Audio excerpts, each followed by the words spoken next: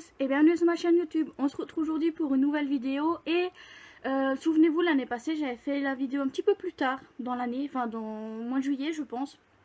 Mais là je vais la faire maintenant, donc à la date du 23 juin. Donc je vais considérer dedans mes lectures donc du 1er janvier au 20 juin à peu près. Donc je vais vous présenter ce que je considère comme des très bonnes lectures de début d'année, donc des 6 premiers mois, donc c'est-à-dire toutes les lectures qui ont eu 4,5. Cette année j'ai pris que les 4,5, je sais que l'année passée j'avais pris les 4 et les 4,5, cette année je prends que les 4,5, voilà. Alors je vais vous les présenter toutes les 10, et à la fin je vous ferai un top 10, voilà, il y en a que 10, donc du coup je les classerai par ordre de préférence.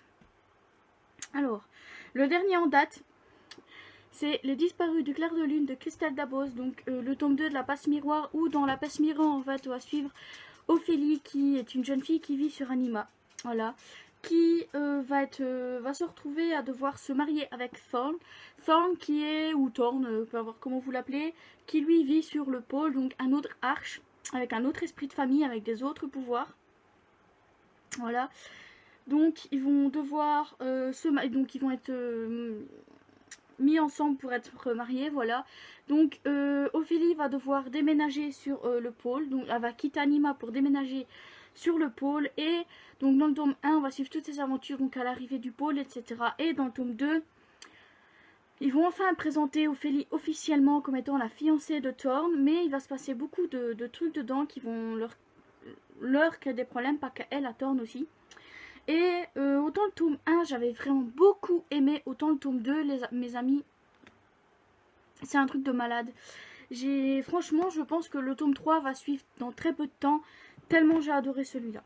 Alors ensuite, juste avant Les Disparus du clair de lune, il y a eu donc le tome 3.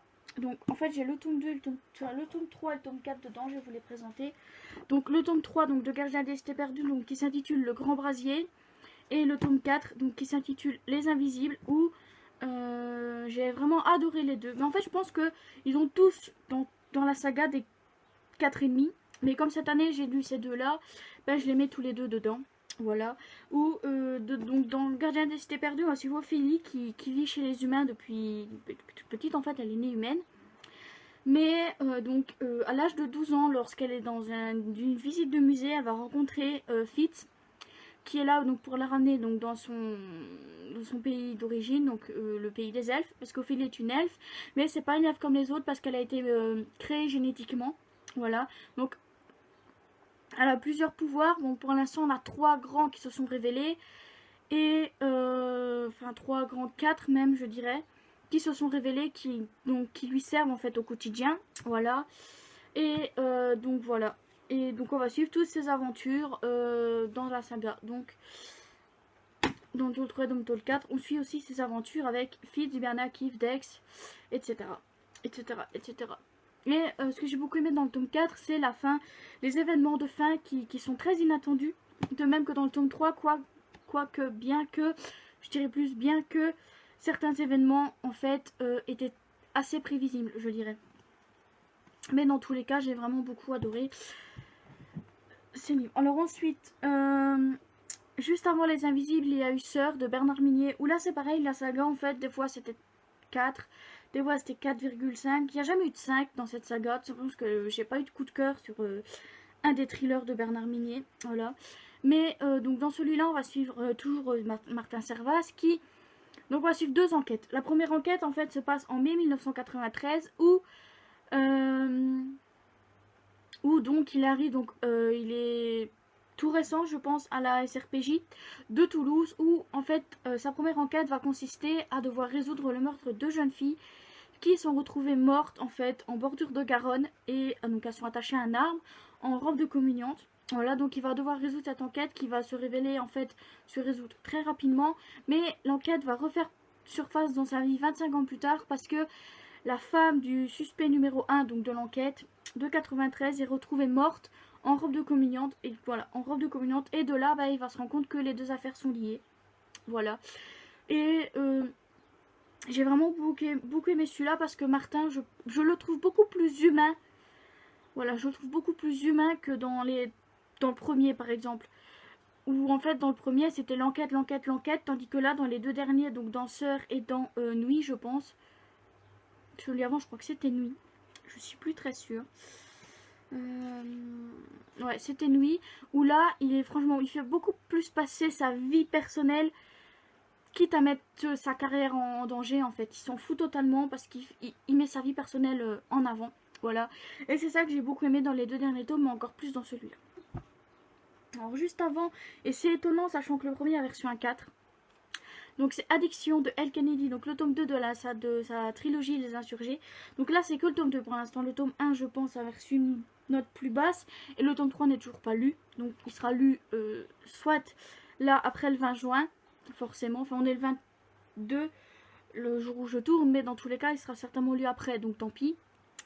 Mais dans tous les cas, dans celui-là on suit Lennon et Jamie.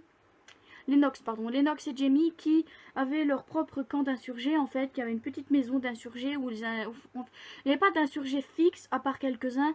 C'est en général les insurgés de passage qui allaient là-bas pour s'adonner au plaisir de la vie, pour dire ça comme ça. Et j'ai trouvé cette histoire beaucoup plus authentique en fait que l'histoire de Connor et comment elle s'appelait l'autre, et Hudson, voilà, donc de Connor et Hudson qui en fait se rencontrent sur la route. Mais pour Lennox et Jamie, en fait, ils vivent ensemble depuis qu'ils sont tout petits parce qu'ils sont insurgés depuis leur naissance, en fait. Et donc, en fait, ils ont toujours résisté à leurs sentiments. Ils n'ont jamais franchi la limite qui s'est imposée. Mais ils vont les franchir et de là, ben, on va les suivre. Voilà. Donc, je trouve cette histoire beaucoup plus authentique que celle de Connor et Hudson. Bien que celle de Connor et Hudson soit authentique à sa manière, on va dire. Mais dans tous les cas... Alors juste avant, encore avant, donc c'était Jet de Jake Ronover, où comme vous le savez le tome 1 avait un coup de cœur mais pas le tome 2, le tome 3 en est un. Enfin bref, vous voyez un peu la complication. Donc dans celui-là on va suivre Jet et Eden. Donc Jet est un rocker et ami avec Roddy qui est, je sais pas si on dit Roddy ou Roddy, je sais pas, Roddy qui est en gros un tatoueur du salon de Marquette, voilà, donc avec Rool et Nash. Donc forcément il a mis avec la petite bande. Et Eden est la meilleure amie de Sage. Comment elle s'appelle dans le tome 1? Oh, je sais plus du tout, putain.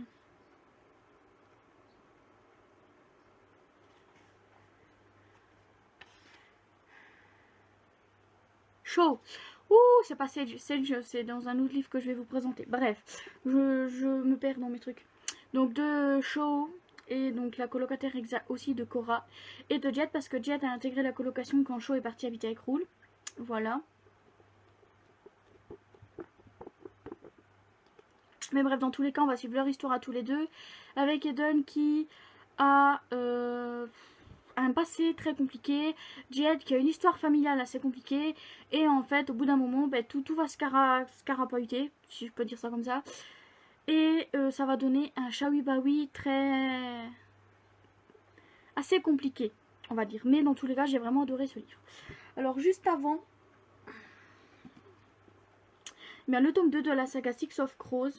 Donc, le premier avait un coup de cœur, le tome 2 moins, bien que j'ai adoré, en fait. Bien que j'ai quand même adoré ma lecture. De retrouver donc Kaz, Inej, Nina, Mathias, Jasper et Willan à la sortie du palais de glace. Voilà.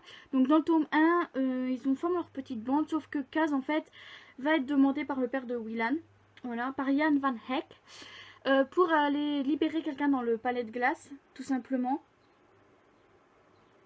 Voilà. Et donc on va suivre là qui va former sa petite troupe. Donc Inej fait déjà partie du truc, mais il va former sa petite groupe voilà, pour aller donc dans le palais de glace. Et dans le tome 2, donc on les retrouve quelques temps après la sortie du palais de glace avec Kaz qui va tout mettre en œuvre pour régler les problèmes qu'ils ont suite à leur intrusion dans le palais de glace. Voilà. Et j'ai vraiment beaucoup aimé. Juste avant, Tortue à l'infini de John Green, où là pareil j'avais beaucoup aimé l'histoire de Asa qui avec ses togs en fait, qui doit vivre avec ses togs et trouver des solutions pour pas que ça empiète de trop sur sa vie, voilà. Et donc de là elle va résoudre une enquête, l'enquête de disparition de de Russell Pickett, qui est le père de d'un de ses anciens amis, qui date de la colo je pense, Davis. Et donc de là, avec sa meilleure amie Daisy, elles vont essayer de résoudre l'enquête de sa disparition. Et pour cela, elles vont renouer, enfin Asa va surtout renouer avec Davis. Et en dehors de ça, Davis et...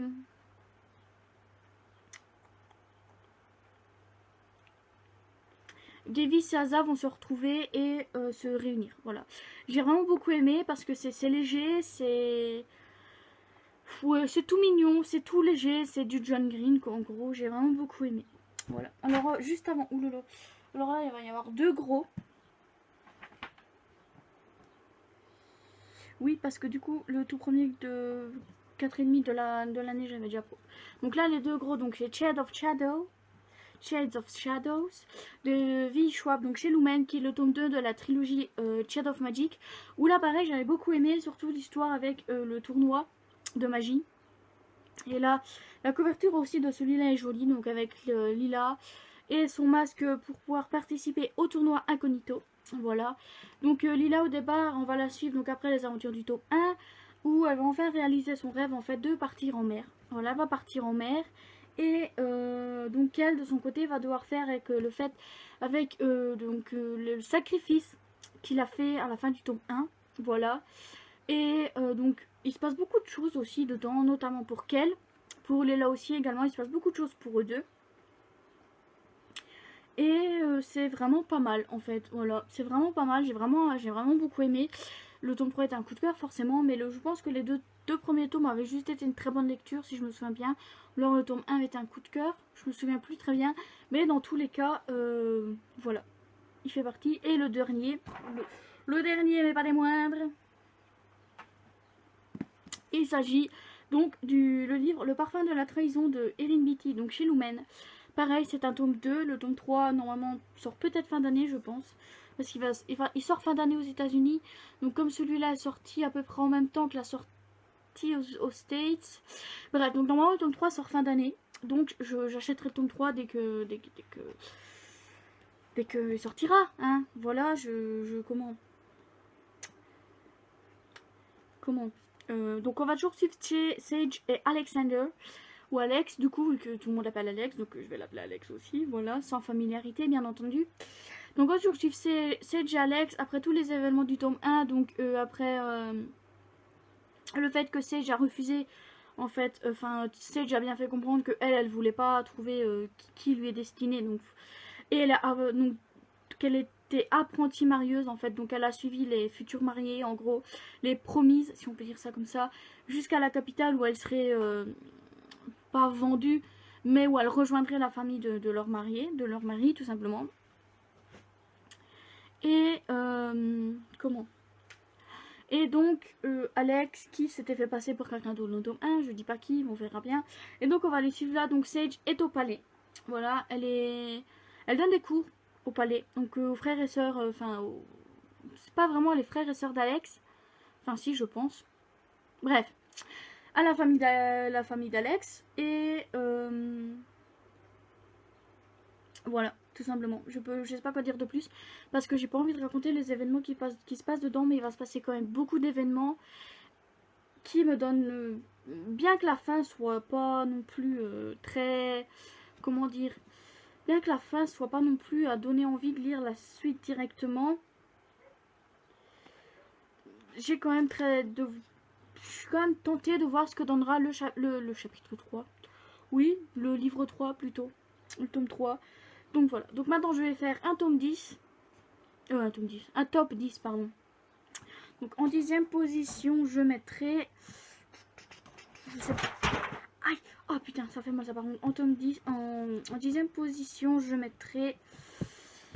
Addiction. Donc en 10, Addiction. 9. Je mettrai Sœur. Voilà. 9, Sœur de Bernard Minier. 8. C'est un peu dur parce que c'est vraiment des très bonnes lectures. Donc c'est un peu dur pour moi de choisir. Mais en 8, je mettrai Tortue à l'infini de John Green. Bien que j'ai vraiment beaucoup aimé, que ça me tord le cœur en fait de faire un top 10. Mais si je mets un numéro 8, je mettrai Tortue à l'infini. 7. Six of Crows. Voilà, Six of Rose parce que voilà. 6, c'est un peu dur. 6. Ah ben 6, je mettrai le parfum de la trahison. Voilà, en numéro 6, je mettrai le parfum de la trahison de Erin Beatty. En numéro 5, ça va se casser la gueule là. Je mettrai Jet de Jay Conover. Je mettrai Jet, voilà. Je vais essayer de ne pas faire tomber mes livres, ça serait bien. Donc en numéro 5, Jet. En numéro 4, là ça va être un peu plus compliqué, mais tant pis. Il faut bien faire un choix. En numéro 4, je mettrai Shade of Shadows de V. Schwab. Voilà, parce que ça me fend le cœur de le mettre en numéro 4, mais de toute façon il fait partie du top 5. Donc pour moi c'est vraiment qu'il est au-dessus des autres. Donc 4, oui. En 3, c'est un peu compliqué. J'avoue, c'est un peu compliqué de choisir lequel mettre en 2, lequel mettre en 3, etc. etc. etc. Mais dans tous les cas, en numéro 3, laissez-moi réfléchir quelques secondes, je mettrai le tome 3 de Gardien des Cités Perdues. Voilà. En numéro 3, je mettrai donc le tome 3 de Gardien des Cités Perdues. En numéro 2, je mettrai... Et là, j'hésite parce qu'il m'en reste que 2. Mais je crois qu'en numéro 2, je mettrai Les Disparus du Clair de Lune de Christian Dabos. Et en numéro 1, le top du top de cette année, Gardien des Cités Perdues, parce que à tout bien réfléchir, il a frôlé le coup de cœur. Donc, je pense que celui le plus qui a frôlé le coup de cœur devrait être dedans. Donc, c'est Gardien des Cités Perdues en numéro 1. Donc, on a le number 1, number 2 et le number 3. Je sais plus où il est. Et le numéro 3. Voilà. Et je pense que c'est tout. C'est déjà pas mal, me direz-vous. Mais voilà. Donc, voilà, c'est tout. C'est tout pour cette vidéo. Alors, on se retrouve mercredi pour une prochaine vidéo qui sera normalement ma pile à lire du mois de juillet. Donc, on se retrouve mercredi dans une prochaine vidéo. Bye bye!